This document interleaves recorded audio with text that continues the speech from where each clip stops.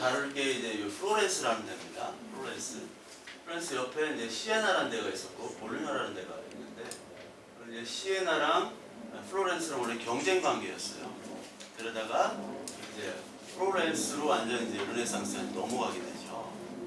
그래서 사실 이 이탈리아는 이렇게 통일된 지가 1870년도에 통일이 됐어요. 통일된 지가 얼마 안 됐죠. 독일이 그 다음 연도에 통일이 됐습니다. 여러분 모르셨나요? 네. 모르셨죠? 네. 그 전까지 이제 프랑스랑 여러분들이 들어보셨을 텐데 합스부르크 왕국이라는 데가 있어요. 합스부르크 제국. 오스트리아, 헝가리, 네덜란드, 스페인을 통치했던. 그 합스부르크 왕가가 1차 대전 때까지 존속이 됐어요. 그 합스부르크 왕가에서 늘 여기를 이제 공격했죠. 그래서 그 전까지는 다 이제 도시국가였습니다. 베니스 공국, 그리고 뭐 시에나 공국, 플로렌스 공국 이런데. 근데 이게 통일이 됐고 그 통일이 된 데가 이제 사르디나부터 시작을 해서 요 섬은 이제 이태리고 여기 시칠리는 잘 아시죠? 네. 그리고 여기 코르시카는 나폴레옹이 태어난 데입니다. 프랑스 코르시카 섬. 사르디나는 이제 가르발디 장군이라고 있습니다. 가리발디랑 여기 왕이었던 비토리아 임마누엘 2세가 이제 초대 이탈리아의 통일 왕국의 이제 왕이 되는 거죠. 그래서 로마에 가시면요, 여러분 포로 로마노 아시죠? 포로 로마노 가보셨죠? 그 포로 로마노 앞쪽을 보면 이런 데가 있습니다. 네. 여기 보셨죠? 네. 이게 빅토리아 임마누엘 2세 박물관이에요. 네, 2세 박물관. 그리고 이쪽 뒤쪽으로는 여기 포로 로마노입니다. 제가 여기 뒤쪽에서 좀 살았어요. 길거리에서 살았어요. 길거리에서 노숙을 했어요. 네, 고양이들과 함께. 그래서 통일이 여기서부터 되고 통일이 된 지가 얼마 안 됐다. 이탈리아. 그 전까지 도시국가였다.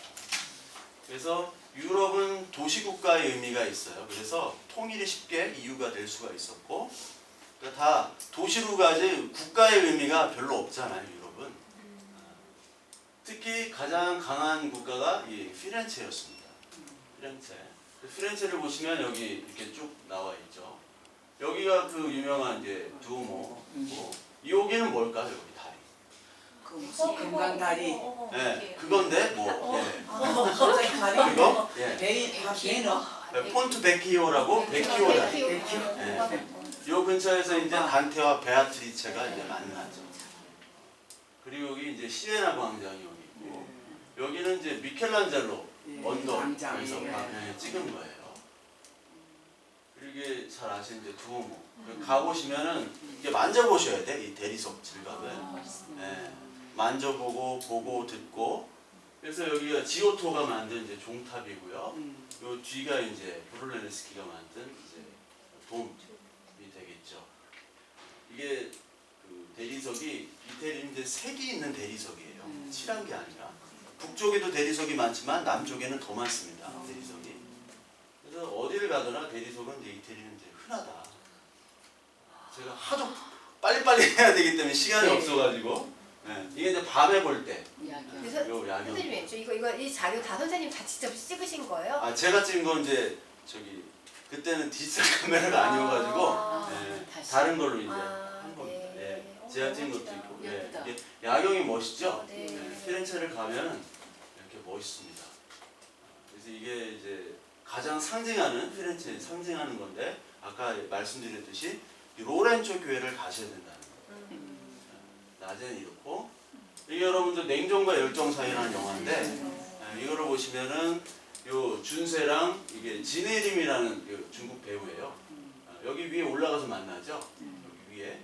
요거 이제 돔이 있고 요 위에 이렇게 된 거 있죠? 네. 이거를 쿠폴라라고 합니다. 쿠폴라. 그래가지고 여러분 뭐 가실 때 아시는 척 할 때 아 쿠폴라 내가 좀 가야겠다. 그게 뭐야? 그러니까 이게 쿠폴라야. 지금 아시는 척 하세요.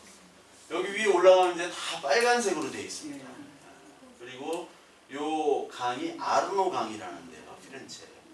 그러니까 피렌체에 뭐 대표적인 인물이 미켈란젤로지만 단테부터 미켈란젤로까지 모든 그 르네상스를 대표했던 그 학자, 그리고 시인, 문학가, 예술가들이 다 피렌체 출신이에요. 그 이유가 있겠죠. 나중에 여기서 이제 많은 영화를 한번 보세요. 보신 적 있으시죠? 네, 피렌체. 여기서는 만나죠. 여기 쿠폴라입니다. 이게 폴라. 돔이고 쿠폴라, 한글로. 여기 이제 베키오 다리. 여기 이제 상점이 있고 이게 흐르는 아르노 강이고 대체로 이렇습니다. 그리고 여기 이제 요런 성당이 하나 있어요. 성당. 요게 이제 거의 한 130m, 115m에 30m 정도 되는 좀 큰 성당인데 피렌체 다음으로 큰 산타 크로체라는 데예요. 근데 뭐 그렇게 산타 크로체는 사실 요 앞에 그 광장이 되게 사람들이 많거든요. 현지인들이 많아요. 여기는. 근데 이 산타 크로체가 그렇게 뭐 의미 있는 데는 아닙니다.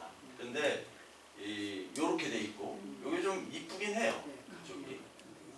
이쪽 뒤에 좀 수도원이 있고 미켈란젤로 광장이 있고 앞부분은 요렇습니다. 예쁘긴 합니다. 근데 내부는 요렇고요. 이 산타 크로체 성당을 배경으로 한 영화가 얼론 위더 뷰라는 영화가 있어요.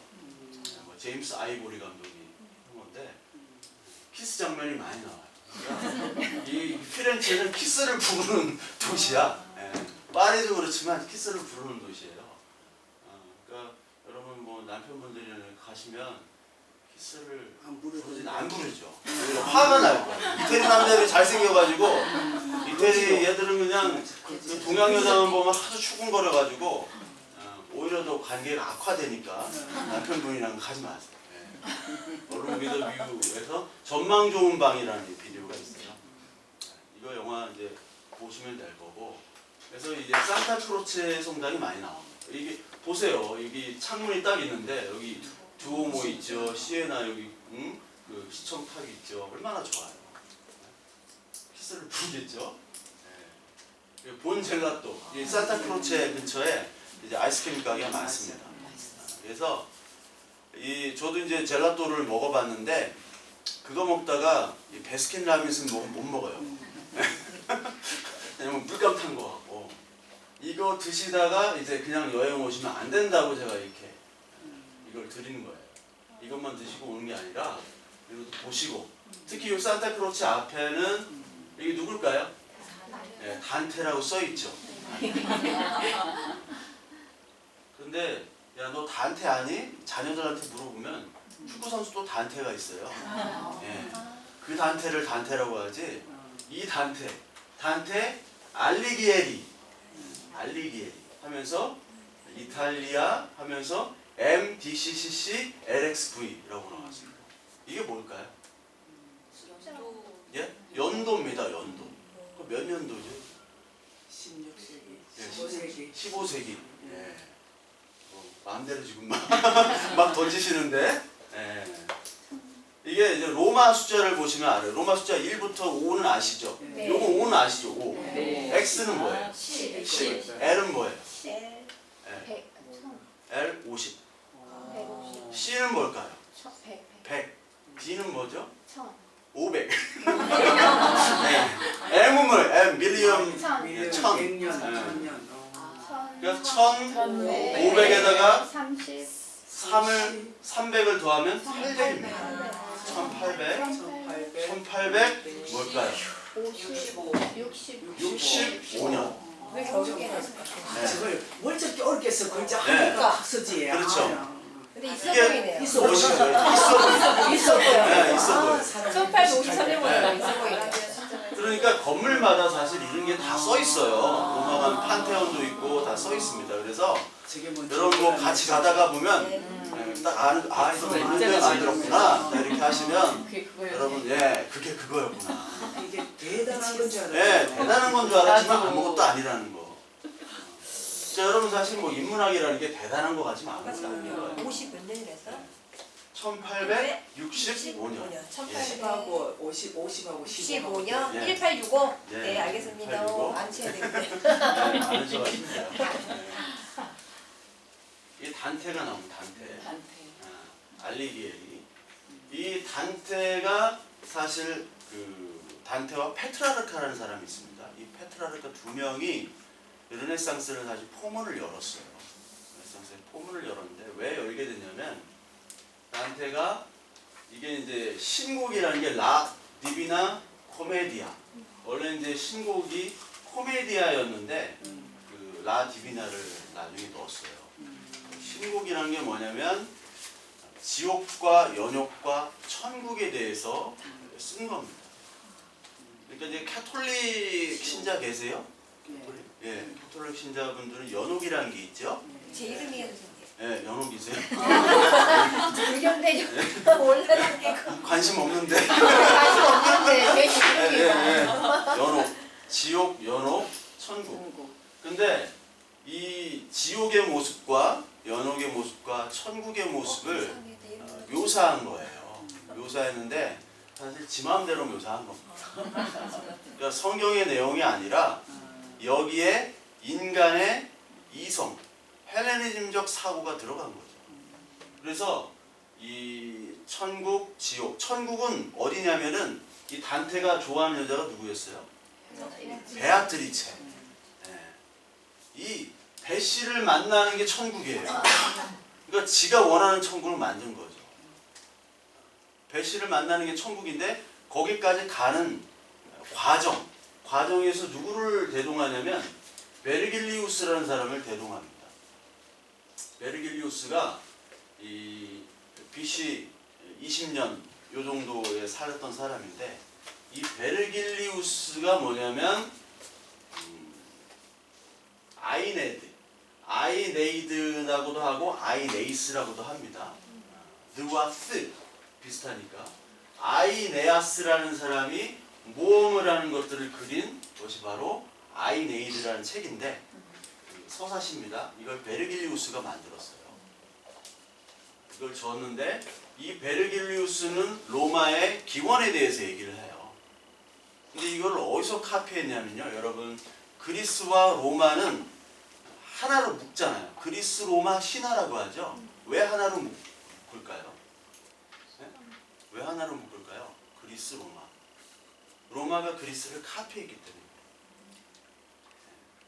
그리스의 사랑의 신은 에로스입니다. 근데 로마로 가는 게 큐피드가. 그리스 하면은 가장 주신이 제우스잖아요. 제우스가 로마로 가면 주피터가 돼요. 다 비슷합니다. 아테나는 미네르바가 되고 디오니소스는 바쿠스가 되고 그렇게 이름만 바꿔서 차용을 해요. 사실 이 베르길리우스의 아이네이드는 여러분 일리아드라는 거 아시죠? 일리아드, 호메로스의 일리아드. 호메로스의 일리아드 2편이 바로 오디세이아입니다. 그 일리아드는 여러분 그 영화 뭐죠? 그 브래드 피트 나오는 그 헥토로 나오고 한 뭐죠? 네. 예, 아킬레스 나오고 헥토로는 제목이 뭐였죠? 예, 트로이. 트로이에 대한 거를 얘기하는 게 바로 그 일리아드거든요. 트로이에서 전쟁을 끝내고 그리스 측에 있었던 그 오디세이가 이제 다시 자기의 고향 이타카로 돌아가는 과정을 담은 게 바로 오디세이예요. 근데 마찬가지로 이 베르길리우스의 아이네아드는 지금 트로이에서 전쟁을 했던 그 사람들이 이제 전쟁을 끝나고 이제 패했잖아요. 패하고 흩어져서 돌아가는 거를 그렸던 게 바로 아이네이드예요. 그래서 이 베르길리우스는 로마의 조상이 누구냐면 그 트로이에서 전쟁을 진 사람들, 지고 나온 사람들이 로마로 가서 이제 그 사람들이 로마를 건국했다라는 얘기를 다루는 게 베르길리우스예요. 베르길리우스의 아이네이드. 그래서 오디세이를 보면은 뭐 눈 하나 있는 괴물도 만나고 중간에 뭐 여러 가지 과정을 겪으면서 인간의 모험 그리고 인간이 그 자기의 노력과 자기의 인내와 끝까지 그것들을 성취하는 인간성을 강조하거든요. 그래서 보면은 여기 이제 그 존 윌리엄 워터하우스라고 이 세이렌을 만난 오디세이아라는 이게 굉장히 유명한 그 그림인데 얘가 바로 오디세이아입니다. 그리고 여기 이제 귀신들이 바로 이 세이렌이라는 귀신들이에요. 그리고 여기 밑에 사람들은 자기 부하들. 부하들이 뭘 하고 있냐면 다 뭐를 감고 있어요. 이렇게. 뭘 감고 있냐면 소리를 듣지 않기 위해서. 근데 얘는 뭐예요? 귀가 나와 있어요. 소리를 들어요. 이게 뭐냐면 세일은이 소리를 내면은 이 귀가 먹고 정신이 혼란케 돼가지고 세일을 따라가다가 다 죽는 거예요.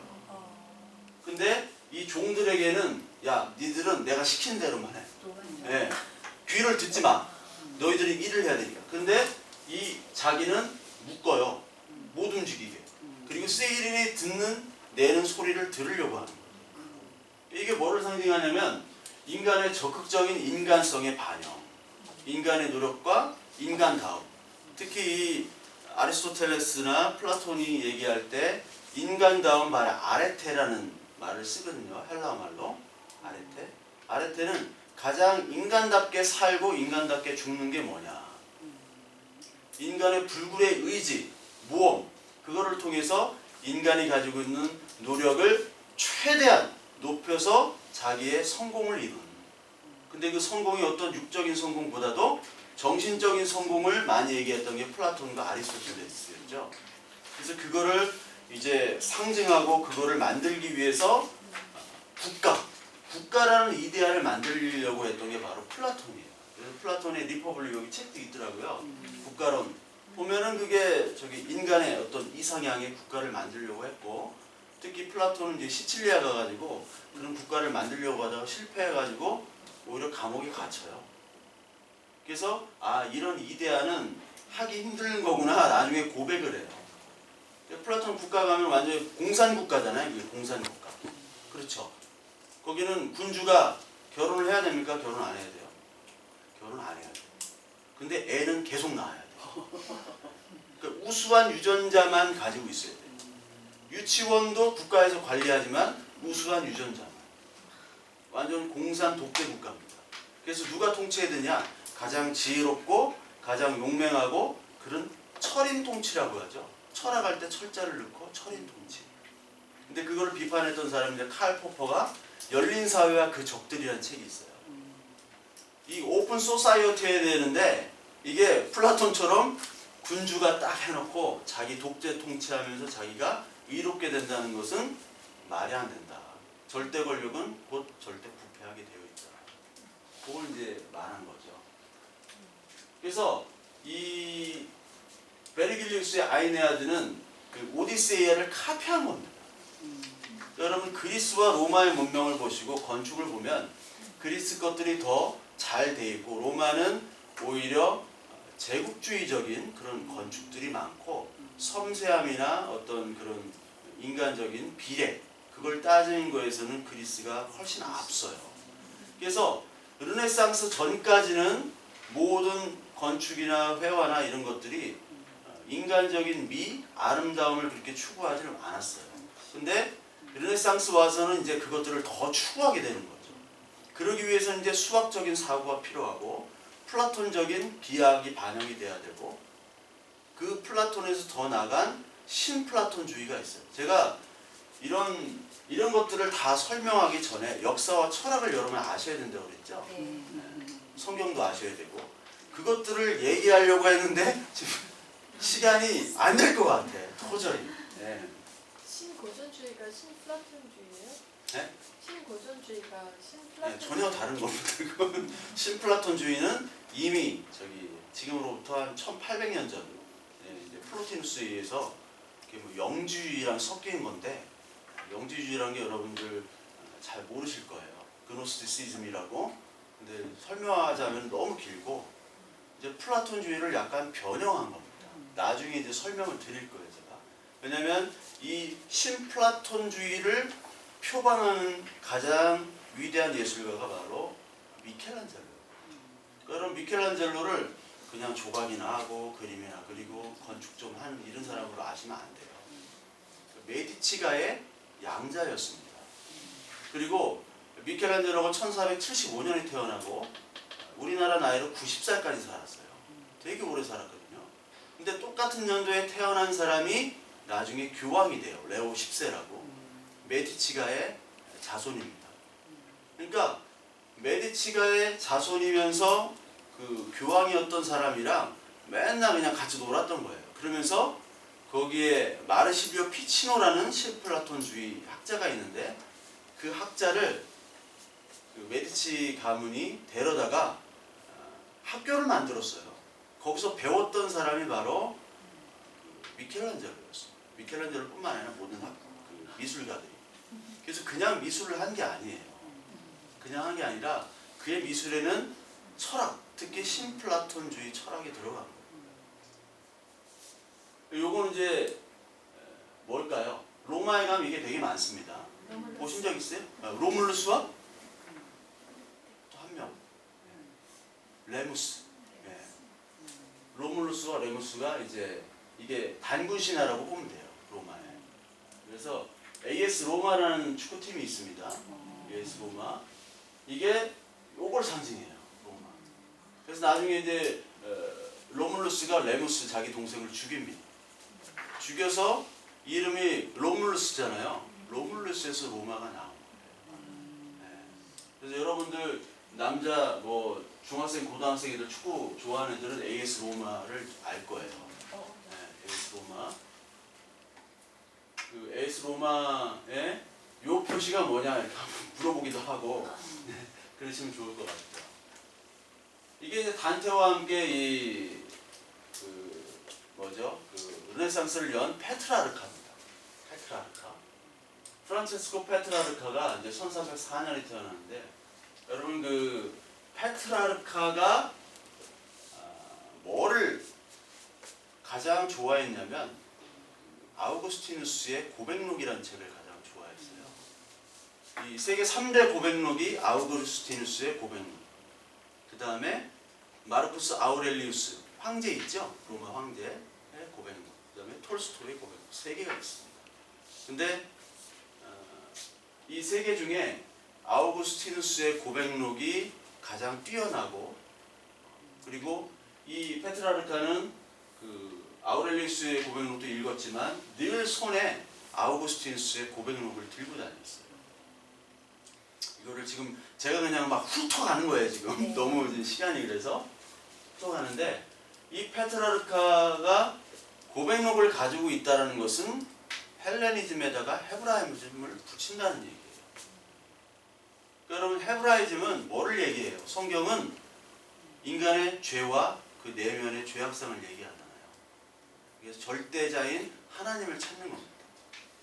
그래서 이 페트라르카는 인간의 헬레니즘으로만은 안 된다는 거예요.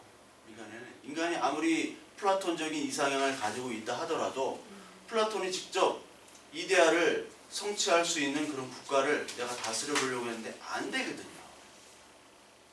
여러분 집안이 제대로 됩니까? 여러분 잘해보려고 그래요. 엄마 아빠가 잘해보려고 그러는데 아들이 사고를 칠 수 있잖아요. 안 되잖아요. 이상향은 다 가지고 있어. 계획은 다 가지고 있어요. 옛날에 마이크 타이슨이 그랬잖아요. 마이크 타이슨이 누구나 다 계획은 가지고 있다. 나한테 처맞기 전에까지. 계획은 다 있어. 타이슨하고 이렇게 피하고 이렇게 하면 내가 이길 수 있다. 근데 처맞으면 이제 계획이 다 사라지는 거죠. 그러니까 하나님한테 처맞으면 이제 인간의 계획과 헬레니즘이 없어지는 거예요. 그래서 이 페트라르카는 이 프랑스의 프로방스의 몽빵두산, 이 몽이라는 게 산입니다. 산. 프랑스 말은 몽물랑, 이게 몽마르트, 몽이 언덕 산이에요. 블랑이 희다는 뜻입니다. 블랑, 프랑스 말로. 블랑코는 스페인 말로 희다. 그러니까 흰 산이 바로 그 몽블랑이고 이 몽빵두산에서 이 고백록을 읽기 시작해요. 그래서 이제 페트라르카가 자신의 철학들을 이제 문학과 그리고 뭐 출판으로 발표를 한 다음에 이제 페트라르카가 르네상스의 황태자가 되는 거죠. 그러니까 인간을 얘기를 하는 거예요. 인간을 얘기하는 이런 철학과 문학이 나오고 나서 이제 회화가 바뀌고요, 건축이 바뀌고 그리고 사상이 바뀌는 거죠. 그게 바로 르네상스입니다. 그래서 이게 페트라르카입니다. 심각하죠. 이제 파도바의 스크루베니 예배당에 있는 프레스코아인데 이 프레스코아가 중요한 의미를 가지고 있습니다. 중요한 의미. 여기 보면 테오토코스라는 게 있습니다. 테오토코스. 자, 두 개의 그림이 있습니다. 한쪽 왼쪽은 누가 그렸다고 제가 나왔죠? 치마부에. 이름 이상하죠? 치마부에. 그리고 오른쪽은 누굽니까? 지오토. 지오토가 정말 유명한 화가예요. 테오토코스. 테오토코스라는 게 있는데 토코스라고 합니다. 이게 헬라어입니다. 그리고 테오스. 여러분 냉장고 이름 디오스 있죠? 네. 디오스가 신이라는 뜻이에요. 테오스. 데오스가 여러분 집에 디오스 냉장고를 있으면 신과 함께 맨날 신을 여는 거예요. 데오스가 예. 디오스의 데오스만 예, 디오스만 테오스. 필요해요. 예, 예. 이게 헬라어입니다. 제가 헬라어를 배웠기 때문에. 디오스. 예. 토코스라는 건 이제 출산하는 거예요. 출산. 토코스 출산. 그래서 이 중세 때 그림은 다 테오토코스, 마리아. 예, 아시죠? 마리아는 다 이런 식으로 나와요. 그래서 치마부에의 그림을 보면 중세의 마지막 화가예요. 치마부에가. 그러면서 르네상스와 중세의 중간다리 역할을 해주는 치마부에입니다. 그래서 이런 식으로 이제 표현이 됐어요. 근데 오른쪽을 보면 지오토인데 지오토가 치마부의 이제 제자죠. 제자인데 이 지오토의 그림을 보면은 여성성이 많이 좀 드러나죠. 예. 볼륨이 있어요. 예. 이 볼륨이 있으면 안 돼요. 이게. 예. 그리고 이제 아기가 뭘 가리키고 좀 이제 표정이 좀 조금 밝아졌죠. 얘는 이제 무표정. 여기 좀 여성성이 드러나고. 이 테오토코스를 살짝 번역을 한 게 지오토예요. 그 브로넬스키가 만든 두오모 동감엔 종탑이 있죠. 종탑을 지오토와 그 제자가 만든 겁니다. 건축을 한 거예요. 지오토. 그러니까 지오토가 르네상스 초기 르네상스의 회화의 아버지입니다. 그렇게 바뀌게 됐는데 이게 지오토가 라멘테이션. 이 라멘테이션이라는 그림을 아까 여기다 그린 거예요. 프레스코 벽화에. 이 애가라는 뜻이죠. 애통하는 거. 그래서 이 애통하는 장면. 이런 것들이 바로 인간을 드러내는 거예요. 예전까지 중세의 그림들을 보면 뒤에 이제 후광 동그라미 이렇게 해놓고 표정도 없이 여러분이나 저같이 이제 미술 실력이 없어도 그릴 수 있는 그림들이 많았어요. 그 중세는 인간에 대한 표현은 표정이나 이런 것들은 중요시 않았어요. 왜냐하면 하나님이 더 중요하기 때문에. 근데 이제 인간의 표현이 들어가기 시작한 거예요. 중세 때는 그림의 작가의 이름이 없습니다. 근데 이 르네상스 시대 때 이제 앞으로 더 보시겠지만 되게 재밌어요. 자기가 그림을 그리고 자기 그림에다가 자기를 넣습니다. 까메오를 넣어요. 되게 웃겨요. 이거를 보시면 이런 표정들이 드러나요. 지오토가. 그러니까 이제 인간을 상징하죠. 인간성을 더 드러내는 겁니다. 이제 하나님 아니라 인간을 더 드러내는 그런 르네상스를 보여주고 있는 거예요. 여기 보세요. 슬퍼하는 모습. 남자인지 여자인지 모르겠지만 네. 슬퍼하는 모습이 드러나기 시작해요. 이 천사라고 그려진 얘네들도 이 애통하는 모습, 라멘테이션이 드러나는 거죠. 네. 이게 르네상스랑 이제 그 중세와 바뀌는 장면입니다. 완전히 나눠지는 거예요. 중세와. 라파엘로의 아테네 악당이죠. 여기 중심 인물이 플라톤과 아리스토텔레스입니다. 헬레니즘을 나타내는 플라톤과 아리스토텔레스를 잘 살리는 건데 여기 뭐 다 인물들이 많이 있죠. 여기 다 철학자들이 다 있어요. 근데 이 플라톤은 위를 가리키고 있고요. 이 아리스토텔레스는 아래를 가리키고 있습니다. 그래서 서로 들고 있는 책들이 있는데 플라톤은 티마이오스라는 책을 가지고 있어요. 티마이오스. 그걸 자세히 봐야 되네. 우리는 보이지도 않았는데. 안 보여. 그냥 저 쓰있구나 했지. 티마이오스라는 책을 가지고 있고 플라톤은 니코마코스 율리아. 서여 있어요. 그 글자 이렇게 저 땡기면 예, 쓰여 있습니다. 쓰여 있어. 예, 헬라어로 있습니다. 티마이오스는 이제 우주를 얘기하는 거예요.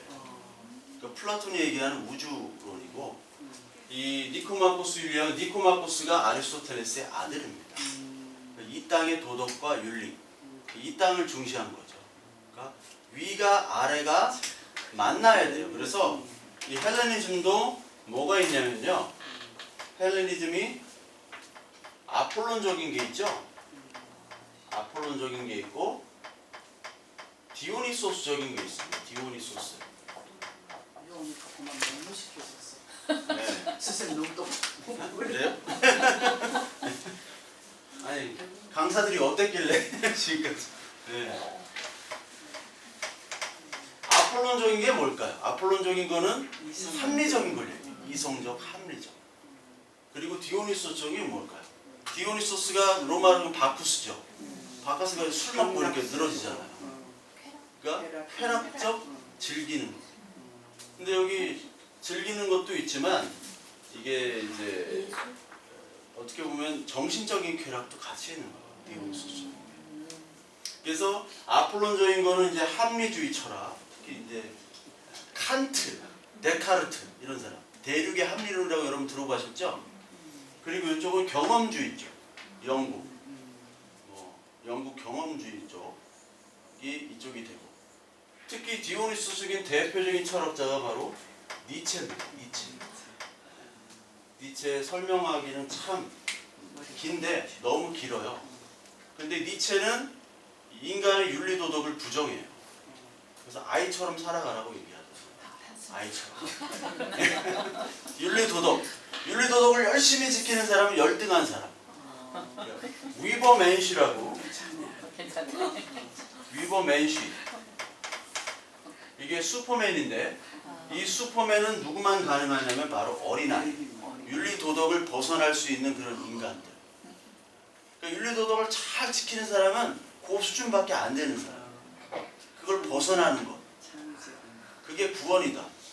그래서 니체는 이 합리주의인 것을 부인하고, 그래서 고티스트 다트. 그래서 신은 죽었다고 얘기를 하는 거예요. 이 신적인 거, 도덕, 윤리, 그리고 뭐 하늘 따지고 뭐 수학적 과학함 이런 것들을 다 포기하자. 뭐 그렇게 사느냐. 그게 바로 니체거든요. 이게 조화를 이룰 때 이제 헬레니즘이 완성된다는 거. 이게 조화를 이룰 때. 그걸 얘기하는 거예요. 그래서 여기 앞에 나오는 게 아우구스티누스고, 이게 토마스 아퀴나스입니다. 그러니까 여러분 헬레니즘을 알려면 뭐를 알아야 되면 중세를 알아야 돼요. 여러분 뭐 지금은 뭐 후기 포스트 모더니즘 시대라고 하는데 그건 다 서양 애들이 만든 거고, 후기 포스트 모더니즘을 알려면 전기 포스트 모더니즘을 알아야 되는 거고, 포스트 모더니즘을 알려면 모더니즘을 알아야 되는 거예요. 그러니까 여러분들은 르네상스를 알려면 중세 대표적인 신학자이자 철학자인 아우구스티누스와 이 토마스 아퀴나스를 알아야 돼요. 아우구스티누스는 플라톤적이고요. 지금 설명을 드리자면 이것만 해도 제가 강의한 것들은 한 2시간씩 강의한 게 있어요, 유튜브로. 근데 이것들은 지금 확 훑고 넘어가는 거니까. 이 사람은 플라톤적이 아니라 아리스토텔레스적입니다. 아리스토텔레스의 논리학을 가지고 신존재 증명을 하는 게 바로 이 토마스 아퀴나스예요. 그래서 토마스 아퀴나스는 이교도 대전이나 신학 대전 그런 거를 통해서 아리스토텔레스 철학을 가져다가 자기 신학을 완성했죠. 근데 이 아리스토텔레스 철학은 어디서 왔느냐면 바로 이슬람 철학에서 온 겁니다. 로마가 이제 476년에 멸망을 한 다음에 그 플라톤과 아리스토텔레스를 가지고 있던 그 철학들이 다 어디로 가냐면 동로마 제국 쪽으로 옮겨가죠. 그리고 이슬람 쪽으로 옮겨갑니다. 그래서 서로마 쪽은 되게 무식한 애들이었어요. 무식한 애들. 지금 있는 로마 있죠. 서로마, 서유럽 말고 터키 쪽 중심으로 콘스탄티노플, 이스탄불 아시죠? 거기 동로마 제국은 이제 헬라어를 썼고, 여긴 로마 쪽은 라틴어를 썼고, 그 헬라어를 썼던 그 지역에서 이슬람 아니 그 플라톤과 아리스토텔레스 철학, 특히 아리스토텔레스 철학을 가지고 있었어요. 근데 그게 언제 유입됐냐면 이슬람과의 전쟁인 십자군 전쟁 후에 그 문서들이 유입이 됐어요. 그래서 수도원, 중세 수도원에 아리스토텔레스의 시약이라든지 아리스토텔레스의 모든 책들이 수도원에 이제 필사가 되고 거기 있었죠. 그래서 여러분 그 피렌체에서 한 시간 정도 가면 볼로나라는 데가 있습니다. 볼로냐. 볼로나가 굉장히 이태리에서 가장 유명한 대학이에요. 그 볼로나의 가장 유명한 기후학 교수였던 사람이 바로 움베르토 에코라고 들어보셨죠? 장미의 이름. 장미의 이름을 보면은 그 수도원에서 그 수도사들이 하나씩 죽어나가요.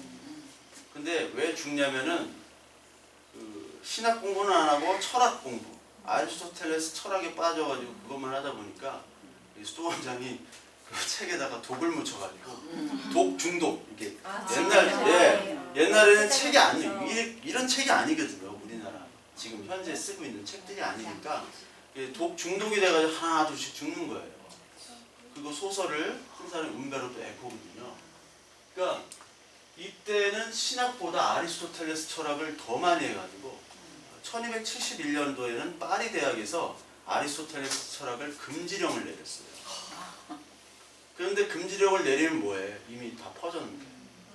북한의 한국 드라마 금지령 내리면 뭐해? 다 보는데. 감시하는 놈도 보고 다 보는데. 네. 그래서 이러면 안 되겠다. 아리스토텔레스 철학을 적극 이용해가지고 신 존재 증명, 변증을 하자. 그랬던 사람이 아퀴나스입니다. 그래서 이 아퀴나스가 인간적인 철학을 포문을 연 사람이에요. 이 아퀴나스. 그거로부터 이제 르네상스. 이 다음에 이제 아까 나오는 치마부에 이후에 이제 지오토 이런 화가들에게 이제 영향을 미치고 여기 나오는 레온 바티스타 알베르티. 이 알베르티는 수학자, 과학자면서 뭐 예술가기도 하고 못하는 게 없었어요.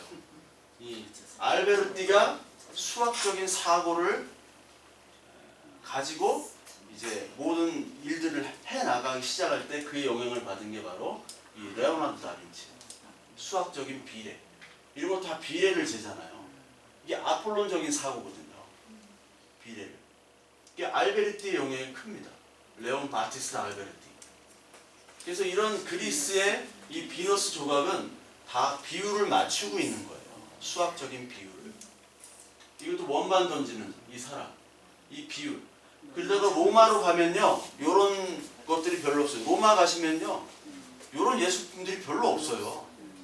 다 그냥 대가리만 잘라가지고 이렇게 두상 해가지고 왕 장군들의 상을 하지 이런 여신 그리고 이런 사람들의 실제적인 모습들을 담은 그 예술품들이 별로 없습니다. 그리고 특히 마르실리오 피치노라는 사람이 이 메디치가의 중용이 되면서 이 사람 밑에서 미켈란젤로나 그리고 뭐 이런 뭐 브룰레네스키나 이런 사람들이 다 영향을 받아요. 여기가 바로 그 플라톤 아카데미아입니다. 이 카레지라는 곳이 이제 피렌체에서 한 30, 40분 정도 떨어져 있는데 플라톤 아카데미를 만들어서 여기서 교육을 해요. 메디치 가문이. 그래서 예술가들을 다 포섭해가지고 여기서 교육을 시킵니다. 신플라톤주의 교육을. 그래서 이 마르실리오 피치노가 이 신플라톤주의의 최고봉이었는데 이 메디치가에서 픽업돼서 여기서 배운 그 신플라톤주의의 철학 사상들을 예술로 표현한, 건축으로 표현한 것이 바로 르네상스예요. 그러니까 르네상스 건축을 보시면서 그냥 뭐 잘 만들었다 이거보다 수학적인 비례와 이 철학이 담겨 있는 거구나라고 보시면 돼요. 그냥 만들어진 게 아니잖아요. 디자인은 자기의 머릿속에 나온 거잖아요. 그 카레제 플라톤 아카데미에서. 그러니까 피렌체는 지금도 대학이 없어요. 볼로나는 유명한 대학이 있지만 이게 그 산타 마리아 노벨라 역에서 나오면 바로 요 성당이 딱 보입니다. 이게 이제 수학적 비례를 가지고 만든 거예요. 산타 마리아 노벨라 성당. 그게 요거랑 아까 얘기했던 산 로렌초 교회 요런 그 교회들을 보셔야 돼요, 여러분들이. 그러니까 가죽 제품 사가지고 이렇게 오는 게 의미가 있는 게 아니라 이거를 이제 보셔야 되는 게 가장 좋은데, 여기 안에 들어가면 요런 전경이 있고요. 여기 가장 유명한 그림은 마사초가 그린 성삼위일체라는 작품이에요. 이게 거의 높이가 뭐 거의 한 3m 50 정도 돼요. 되게 높은 거, 되게 큰 건물인데, 이게 왜 유명하냐면 이 성당 안에 있어요. 이걸 보러 여기 가는 거예요, 사실은. 이 미술사적으로 가장 유명한 그림 중에 하나입니다. 이게 원근법 최초의 그림이에요.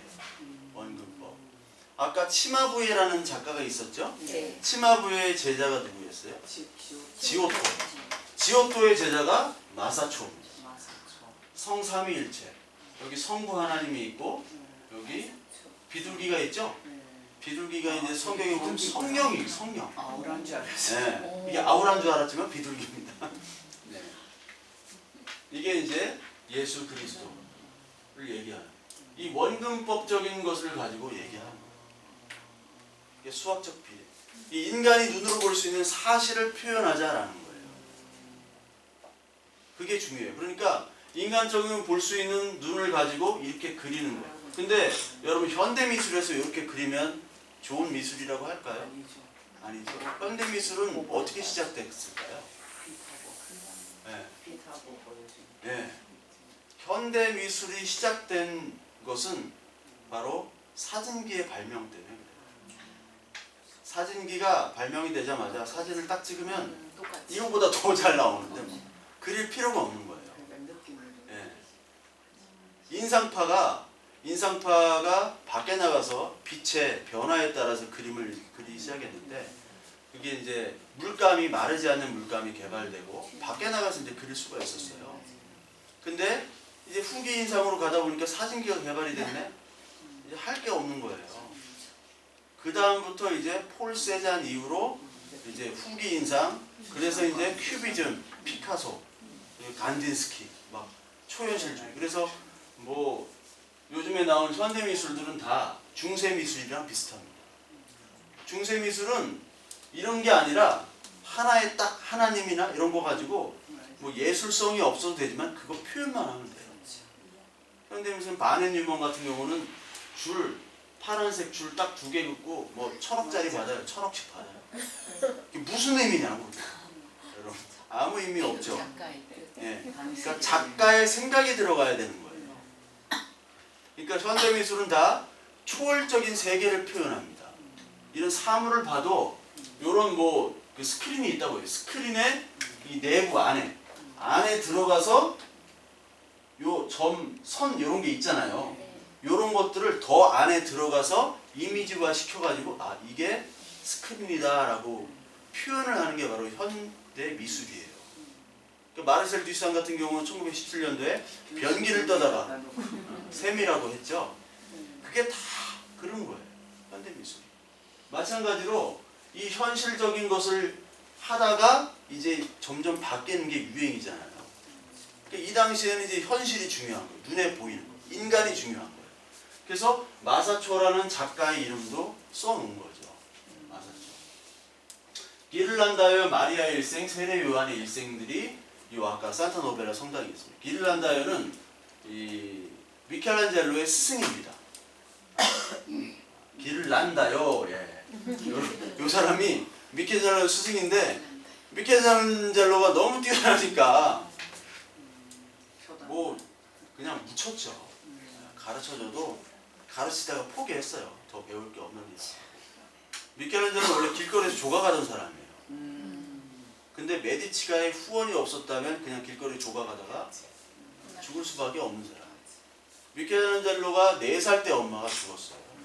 어머니가. 또 얼마나 참 어머니의 사랑도 모르고. 그러니까 피에타상 같은 거 보면 어머니의 처절한 그런 모습들이 좀 그려져 있죠. 이게 다 원근법으로 제작이 된 거예요. 보세요. 네, 기를란다요. 그러니까 마사초의 영향을 받았죠. 원근법에 의해서.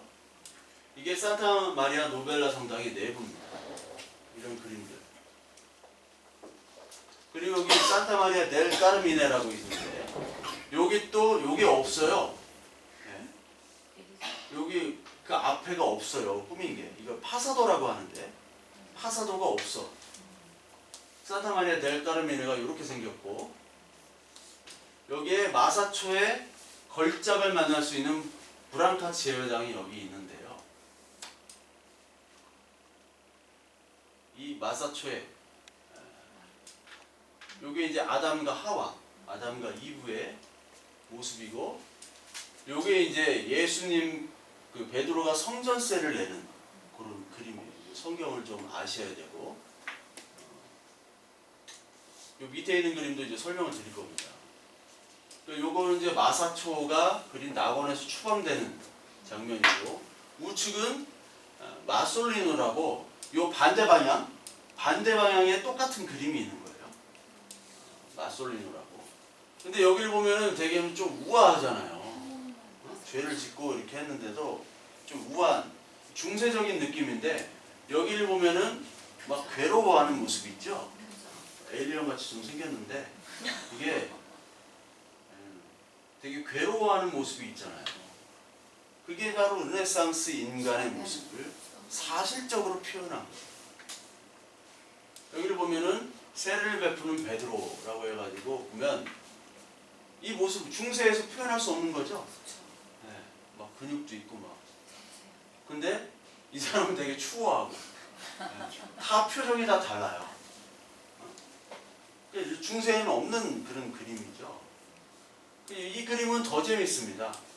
세금을 바치는데 여기 이제 가운데 인물이 이제 예수 그리스도고 여기 인물이 바로 베드로입니다. 근데 이 인물이 지금 여기도 있어요. 이게 물고기 입에서 지금 동전거리는 거예요. 네. 근데 얘도 베드로야. 지금 얘도 얘예요. 얘가 지금 세금 내라고 지금 하는 거예요. 그러니까 여러분 중세에는 그런 그림이 없는데 르네상스 오니까 세 명을 갖다 시간별로 배치를 하는 거예요. 재밌죠? 시간별로 배치를 한단 말이에요. 예수님도 하나 있고 베드로가 여기도 있고 여기도 있고 여기도 있고 얘는 여기도 있고 그러니까 시간에 따라서 배치가 되는 거예요. 이런 그림이 나옵니다. 그러니까 전내 사고로부터 이제 탈피라는 거죠. 신이라는 어떤 하나님이라는 구속에서 탈피해서 인간이 생각할 수 있는 것들을 표현해내는 게 바로 르네상스예요. 여기도 보면 이제 리피가 그린 건데 데오빌로 아들이 다시 부활하는 것을 얘기해요. 그러면서 여기 가장 주목할 게 요쪽 요 세 명입니다. 세 명. 세 명을 제가 확대를 하면 아까 그린 그림 이건 이제 리피가 그렸는데 여기까지 다 마사초가 그렸죠? 네. 마사초가 그린 그림인데 얘가 마사초예요. 리피가 마사초를 그려줬어. 서로 품맛이 하는 거야. 야, 네가 그려. 내가 그릴게. 이렇게 하고. 요 뒤에 있는 사람은 필리포 브루넬레스키. 산타마리아 델 피오레 성당을 건축한. 요 가운데는 누굴까요? 가운데. 네? 단테? 얘랑 약간 조각상에서 네. 이 사람. 예, 레온 바티스타 알베르티. 네. 좀 얼굴하고 좀 다르긴 하지만, 네. 네. 알베르티가 이렇게 나와요. 가운데. 그러니까 세 사람을 이렇게 한 거죠. 이렇게. 그러니까 이 세 사람이 중요한 의미는 수학적인 비례에 의해서 원근법과 그리고 수학에 의해서 건축을 하고 회화를 냈던 대표적인 인물을 이렇게 상징하는 겁니다. 여러분 문제가 되는 이제 산 로렌초 교회. 여기를 안 보시면은 피렌체의 80%를 안 보십니다. 요게 파사도라고 했는데 이게 미켈란젤로가 완성을 못했어요. 메디치의 아버지인 그 코시모 데 메디치의 묘가 이렇게 있고요. 이건 도나텔로라는 조각가입니다. 그 르네상스에서 또 가장 유명한 사람 중에 도나텔로. 꼭 이름을 기억하세요. 도나텔레스 이렇게 나왔죠. 얘가 아까 얘기한 이 코시모 데 메디치랑 영혼의 파트너예요. 그래서 코시모 데 메디치가 죽을 때 이 도나텔로가 울면서 나도 옆에 묻히겠다 해가지고 옆에다가 이렇게 해놨어요. 도나텔로의 작품입니다. 도나텔로가 막달라 마리아와 다윗상을 이렇게 해놨어요. 막달라 마리아하고 다윗상.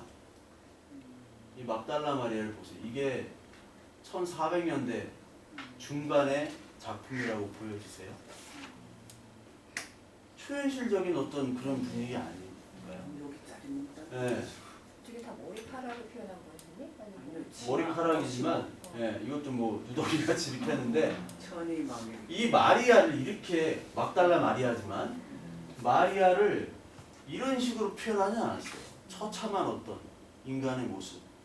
그러면서도 그 처참함 속에서 어떤 숭고함을 드러내는 도나텔로의 천재성이죠.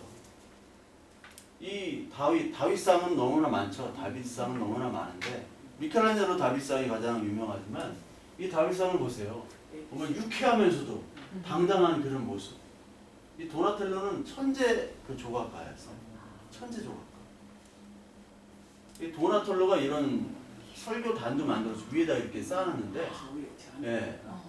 이것도 이제 도나텔로의 작품이고요. 그러니까 도나텔로와 코시모 데 메디치는 정말 그 서로 존경하면서 서로 좋아했던 사이고 동시에 싸우기도 많이 싸웠어요. 그 코시모 데 메디치가 지원을 해줬지만 야, 이런 것 좀 만들면 좋겠다 하는 도나텔로가 말을 안 들어. 특히 가장 말을 안 듣는 사람은 끝판왕이 미켈란젤로예요. 코시모 데 메디치 부모의 명묘가 있는 부모는 이제 조반니 메디치입니다. 조반니 메디치. 피렌체에서는 채권 시장으로 해가지고 이제 부자가 됐는데 그 사람 포문을 연 게 조반니 메디치고 조반니 메디치와 그 어머니가 피카르다예요. 피카르다. 요 묘를 여기다가 이렇게 해놓고 거기에 이마를 써는 거죠. 조국의 헌신을 가족의 명예를 그런 걸 따면서 나의 어머니 피카르다. 당신은 나의 어머니 조반니와 함께 안식하셨으니 이 늙은 아들은 지난 어린 날과 청년 시절을 슬퍼하고 부모를 잃어버린 슬픔에 젖은 조국. 이 조국은 바로 피렌체죠. 그때는 피렌체 공국이었습니다. 통일이 안 됐으니까 조국은 비탄하나이다. 이걸 이렇게 해버리죠.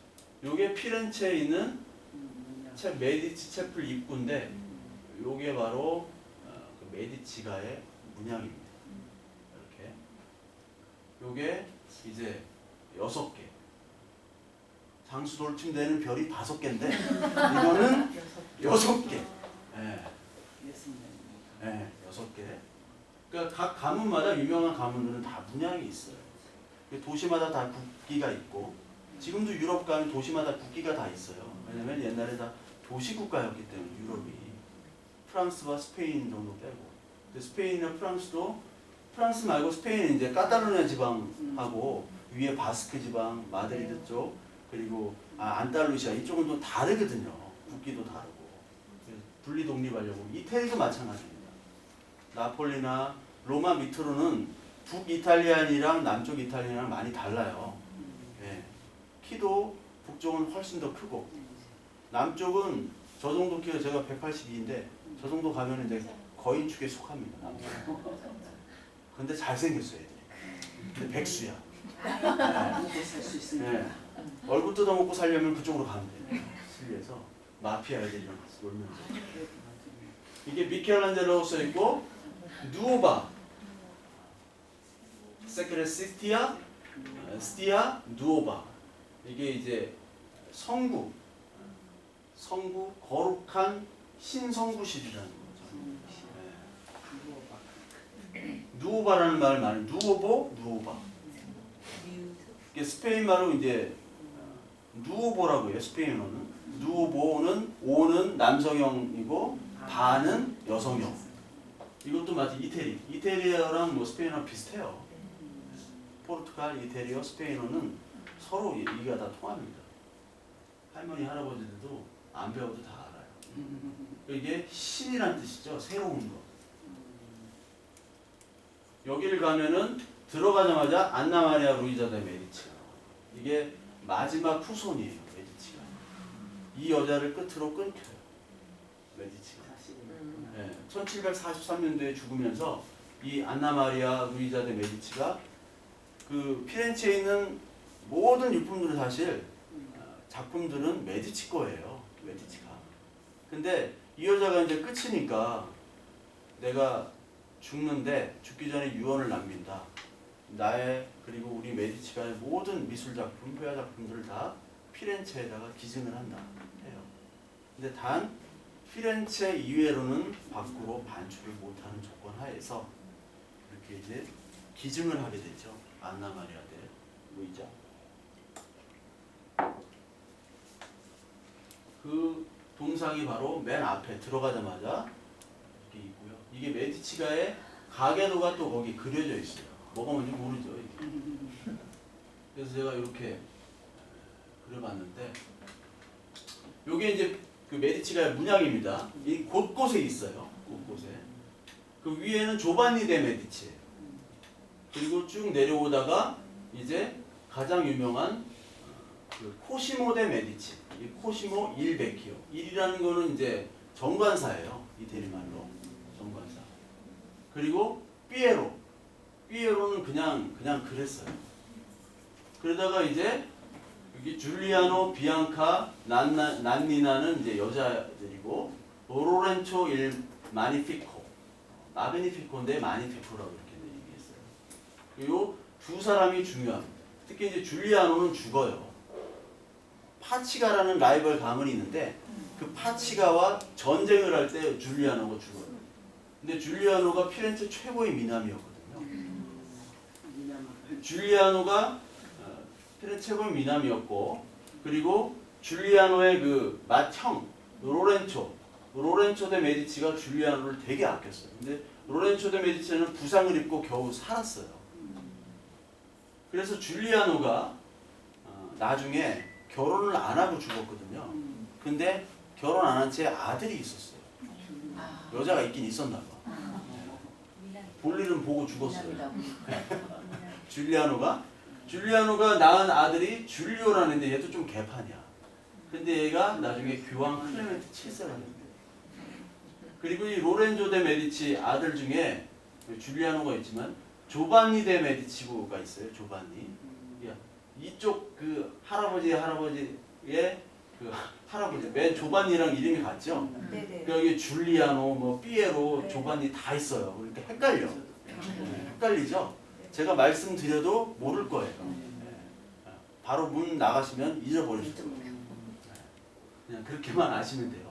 이 조반니 데 메디치가 나중에 교황 레오 10세, 교황 레오 10세와 교황 클레멘트 7세가 이 캐톨릭 교회, 로마 캐톨릭 역사상 가장 유명한 교황들이에요. 왜? 잘못한 걸로. 네. 교황 레오 10세 때 그 유명한 종교개혁이 일어나고, 이때 그 뭐죠? 면제부 판매를 했던 인물이에요. 조반니.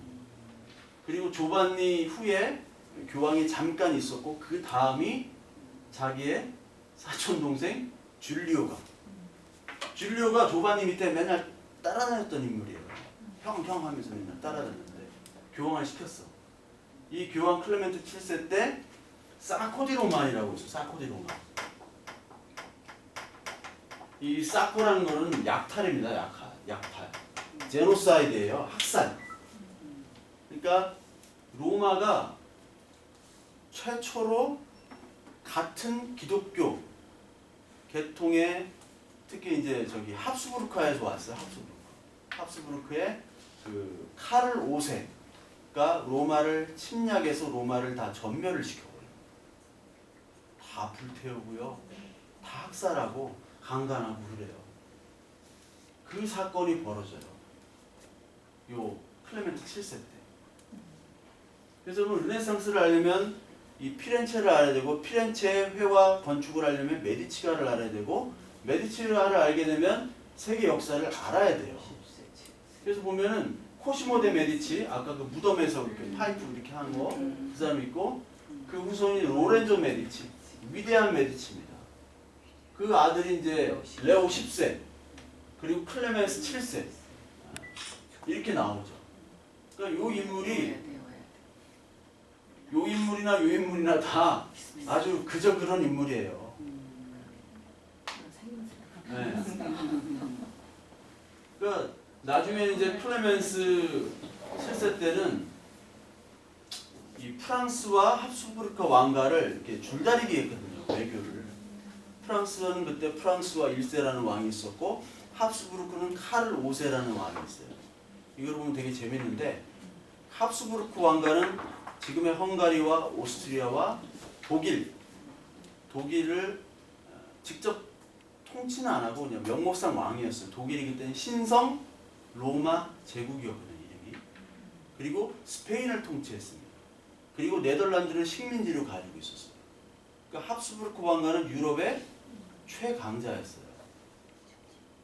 그러니까 그 최강자였던 합스부르크 왕가와 프랑스와의 알력 다툼이 있었거든요. 그 알력 다툼은 이태리를 점령하고자 하는 거였어요. 특히 피렌체를 점령하기 위해서 막 쳐들어오거든요. 카를 5세가. 그때 그 피렌체에다가 이제 성을 쌓으려고 할 때 성을 쌓는 담당자를 미켈란젤로를 또 불러요. 뭐만 하면 다 미켈란젤로야. 너밖에 없다. 네가 쌓아야지 안 무너지고 다 좋은 거지. 다른 사람 할 사람이 없다. 그거 쌓으려고 이렇게 하기도 해요. 근데 이게 클레멘스 7세가 나중에 교황이 돼가지고 프랑스에 붙었다가 프랑스와 합스부르크 전쟁에 프랑스가 져요. 그래서 프랑스와 1세가 포로로 끌려가요. 그래서 합스부르크에다가 이제 미안하다고 이렇게 했는데 또 나중에 프랑스랑 붙어가지고 나중에 못 참고 합스부르크의 그 카를 5세가 쳐들어오는 게 바로 사코디 로마입니다. 로마가 완전히 전멸이 돼요. 이런 경우가 없었는데 전멸당합니다. 그런 사건이 있었어요. 그리고 카를 5세 이후에 이제 펠리페 2세라는 사람이 나오죠. 펠리페 2세 되게 유명한데 그때가 스페인 무적함대 시대였어요. 그러니까 합스부르크 왕가는 스페인계가 있고 오스트리아계가 있어요.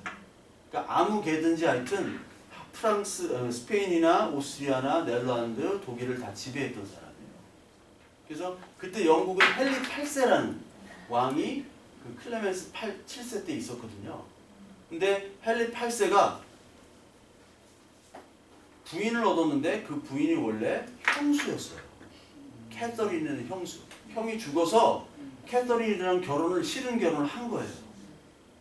근데 캐서린이 누구냐면 이 사코디 로마 때 이 로마를 쳐들어왔던 카를 5세의 이모입니다. 되게 복잡해요, 유럽은. 이모예요. 근데 이 헨리 8세 하면 뭐가 생각나요? 네? 영국 성공회를 만들었죠. 그러니까 앤 볼린이라는 여자랑 결혼하고 싶어가지고 이 캐서린이랑 이혼하려면 어디에 허락을 맡아야 되면 교황의 허락을 맡아야 돼요. 그래서 이 클레멘스 7세한테 나 이혼하게 해줘. 그러니까 클레멘스 7세가 해주고 싶어도 못하는 거예요. 왜? 자기가 쳐들어온 약탈했던 이 합스부르크의 카를 5세 이혼해줬다가는 카를 5세는 죽거든요. 그러니까 나 이혼 못해줘 해가지고 그래? 그럼 우리 따로 나갈게 해서 만든 게 앵글리칸 처치예요. 그래서 성공회입니다. 앵글리칸 처치가. 그래서 그 엠볼린하고 사이에 낳은 그 여왕이 바로 엘리자베스 1세예요. 그 유명한 영국의 엘리자베스 1세. 그래서 엘리자베스 1세는 누구한테 청혼을 받냐면 카를 5세의 아들인 펠리페 2세한테 또 청혼 받습니다. 합스부르크. 근데 거절하죠. 거절하니까 쳐들어갔다가 스페인이 깨져요.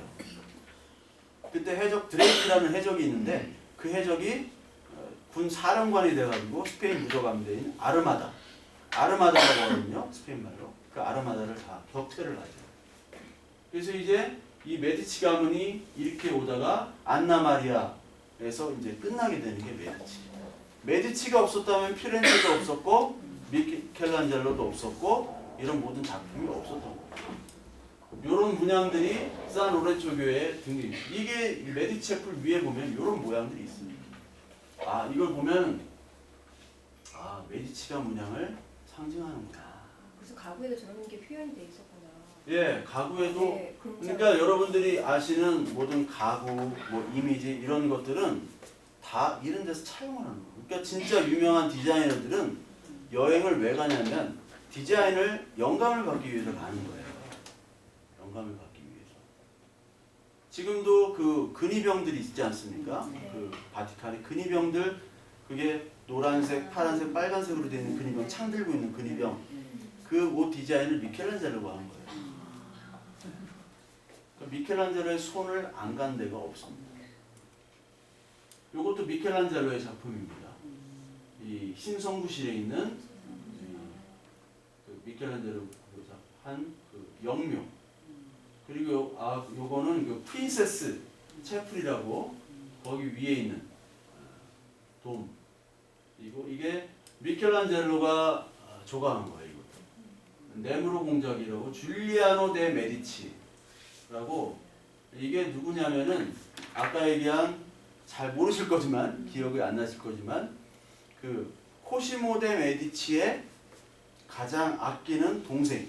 근데 아까 파치가와의 전투에서 죽었던 미남. 이 줄리아노 메디치. 네, 줄리아노.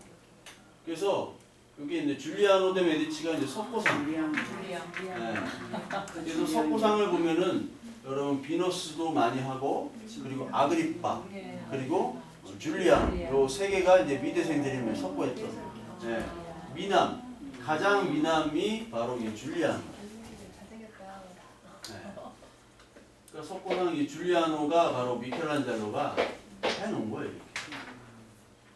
이렇게. 얘는 이제 누구냐면 반대편이 무르비노 공작이라고 로렌조 데 메디치 이게 위대한 로렌조인데 손자예요, 손자. 그러니까 레오 10세인 조반니의 형 피에르. 뭐 그렇게만 아세요, 그냥. 예, 네, 얘도 여기 있고. 지금 더 설명을 드리고 싶어도 좀 시간상. 라우렌치아 도서관 아까 네, 보셨죠? 네. 거기 이렇게 돼 있습니다. 여기가 바로 여기예요. 그리고 이 고딕 건축에 보면은 이 스테인글라스와 빛이 많이 상징하는데 이게 사실 신플라톤주의입니다. 그러니까 이 로마네스크 양식, 초기 로마네스크 양식은 되게 낮아요, 어둡고. 근데 고딕 양식을 보면 여러분들 고딕 채플들 많이 가보셨잖아요. 뭐 사르트르 대성당이나 쾰른 대성당 이런데 그리고 이 불란데 어디죠? 파리에? 네, 노틀담 이런데 가시면 이게 굉장히 기둥이 높잖아요. 그게 아치 앤 볼트 양식이거든요. 아치는 아시죠? 아치가 두 겹, 세 겹 되면 볼트가 돼요. 예. 그게 가장 건축의 기본입니다. 그래서 지금의 경기장들 있죠? 뭐 야구장, 축구장 이런 데도 그 양식을 그대로 가져다 쓰는 거예요. 그 기둥을. 그게 어디서부터 왔냐면 콜로세움의 가장 대표적인 양식입니다. 그게 그 콜로세움의 건축 양식을 지금도 쓰고 있어요. 그게 가장 안정적인 구조이기 때문에. 이 도서관 안에 가면 여기 들어갈 수는 없는데 이렇게 돼 있고요. 이런 식, 요 계단이 유명한 거예요. 이 미켈란젤로가 이렇게 다 설계를 했고, 요 계단을 미켈란젤로가 했는데, 요 계단은 실제로 보면 되게 어둡습니다. 어두운데 이제 위로 올라가면 이제 밝아지죠. 그리고 여기가 창이 없어요. 이쪽이 창이 없습니다. 이게 용암이 흘러나오는 듯한 이런 그런 모습을 하고 있어요. 이게 바로 신플라톤주의라는 거예요. 신플라톤. 그 신플라톤주의는 이게 헬라어로 헨이라는 말입니다. 헨이라고 있습니다. 요게 없으면은 이게 N인데 헨이에요. 이거를 그러니까 우리 한자 용어는 일자, 그러니까 보편자 하나님이라고 얘기를 해요. 그 다음에 누스라고 해서 누스. 이게 지식. 그리고 푸시케. 이게 영혼이죠. 푸시케, 영혼. 이게 신플라톤주의가 플라톤주의는 그냥 이데어와 현상계로 나눠지는데 이게 하나의 보편자 신이 여기서 또 유출된다고 얘기해요. 유출. 그래서 영혼이 되고 이게 지식이 되고 영혼이 되고 나중에는 현상 물질계. 그리고 현상 물질계로부터 다시 회귀돼서 신과의 합의를 얘기합니다. 이게 신플라톤주의예요. 영지주의의 영향과 그 플라톤을 같이 합친. 그래서 이 기독교로 보면 이게 이단입니다. 플라톤주의가 가미돼요. 그러니까 그 미켈란젤로가 그린 천지창조나 물론 그림은 천지창조가 아니에요. 제목은 나중에 붙였고 천지창조 이후에 사코디 로마를 경험한 후에 이제 최후의 심판이라는 그림을 그립니다. 그러니까 그렇게 약탈을 당하니까 인간성, 인간의 죄에 대해서 이해한 게 이제 최후의 심판이거든요. 그거를 하면서 요 철학들이 다 나오는데 그 그림을 보면 전혀 기독교적이지가 않아요. 전혀 성경적이지 않고 그냥 인간이 말한 이 신플라톤 철학을 얘기해요. 그래서 이게 이 빛의 세계, 하나님의 빛의 은혜가 이렇게 내려오는 상징을 하는 거예요. 이게. 그러면서 우리는 올라가면서 이 하나님의 은혜를 받는 거예요. 유출된 거를 다시 거꾸로 가서 이거를 통해서 하나님의 그 은혜를 그리고 은총을 경험하는, 그래서 신과 합의를 이루려고 하는 예술품들이 다 신플라톤주의예요. 여기 다윗상이 있죠? 다윗상이 이제 요 다윗상은 3개가 있습니다. 피렌체 가면 미켈란젤로 언덕에 있고, 그리고 여기는 시노리아 광장이라고 있어요. 유명한 거기 있고, 이거는 그 시노리아 광장 그 뒤쪽에 그 아카데미아 미술관이 있습니다. 이게 진품이에요. 원래는 여기다가 진품을 놨는데 1800 몇 년도에 이게 좀 상하고 그러니까 여기다 놨어요. 그리고 여기다 가품을 이렇게 놓은 겁니다. 가품. 원래 진품은 여기다 놨어요. 미켈란젤로가 여기다 꼭 놓으라고 했거든요. 고집을 못 꺾어요. 고집을 꺾는 건 애인밖에 없을 것 같아요. 동성애자였어요, 미켈란젤로. 그러니까 다 동성애자였어요. 레오나르도 다빈치도 그렇고. 예. 이게 시스티나 예배당인데, 시스티나 예배당 여기에 최후의 심판. 요게 최후의, 이건 나중에 그린 거예요. 그리고 요거는 먼저 그린 천지창조. 여기 1508년부터 1512년까지 4년간 천장에 매달려서 4년간 우리 쳐다보는 것 같아. 혼자 그렸어요. 혼자. 이 프레스코화는 이 회관죽을 바른 다음에 그림을 해야 되기 때문에 뭐 너무 굳어도 떨어져 나가고 그림이 너무 빨리 그려도 이게 저기 물감이 안 돼요. 그 타이밍을 잘 맞춰야 되니까 전문가만 할 수 있어요. 요걸 그린 다음에 요 벽면은 없었는데 사코디 로마 사건 후에 이 최후의 심판을 그린 거예요. 이게 다 보면은 전혀 뭐 이거를 보고 뭐라고 생각하겠어. 이게 다 성경의 내용을 12개로 그리긴 했는데 이걸 보고 성경의 내용을 알 수 있는 사람이 별로 없어요. 몰라. 네. 높아가지고. 성경을 잘 알아도 높아가지고 안 보이지만 네, 모르겠는지. 잘 모릅니다. 이게 다 신플라톤주의적인 의미를 담았기 때문에 그래요. 철학적인 의미로. 아, 대단하다. 이게 인류 최고의 그림이라고 볼 수가 있어요. 천장에 매달려서 그린 그림. 이렇게 보고 이거 전에는 그림을 그려본 적이 없다라는 거예요. 이렇게 하면. 조각을 했고 건축을 했지만 그림은 안 했어요. 그래서 이거를 누가 의뢰했냐면 율리우스 2세라고 그 교황이 의뢰했는데 누구를 불렀냐면은 미켈란젤로를 부르고 조각이나 건축은 브라만테라는 사람을 부르고 이 브라만테는 나중에 이제 그 베드로 성당 그거를 했는데 브라만테의 설계를 또 미켈란젤로가 바꿔요. 나중에 브라만테를 부르고 그 보티첼리 비너스의 탄생 아니 보티첼리 이렇게 했는데 야 좀 그려봐라 니들이 그랬는데 보티첼리가 나는 못 그리고 미켈란젤로가 잘 그립니다. 못 그릴 줄 알고 못 그릴 줄 알고 넘겼는데 너무 잘 그리는 거예요. 이거는 그냥 비례를 맞춰. 이 수학적 비례가 공간이 딱 나와야 돼요. 예, 이게 머릿속에 그냥 뭐 밑그림을 그리고 하는 게 아닙니다. 그럴 그런 상황도 아니에요. 그러니까 이게 몇 평인 것 같아요, 이게? 이게 300평입니다. 그럴 거야. 300평에 12개의 그림을 그려야 되는데 그게 수학적 비례가 머리가 딱 맞아요. 이거 천재 아니면 안 돼요.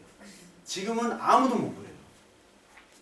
이거를 설계하는 사람이 이렇게 몇 미터 간격으로 이렇게 해도 그리기가 힘든 건데 누워가지고 이거를 그린다는 거는 이거는 불가능한 그림이죠. 이것도 마찬가지로 이 조개에서 딱 하니 나오는 유출의 의미를 얘기하는 거예요. 유출의 의미. 이 보티첼리의 비너스의 탄생. 지금 막 너무 팍팍 넘어가는데 이 우피치 박물관에 있는 이것도 마찬가지입니다.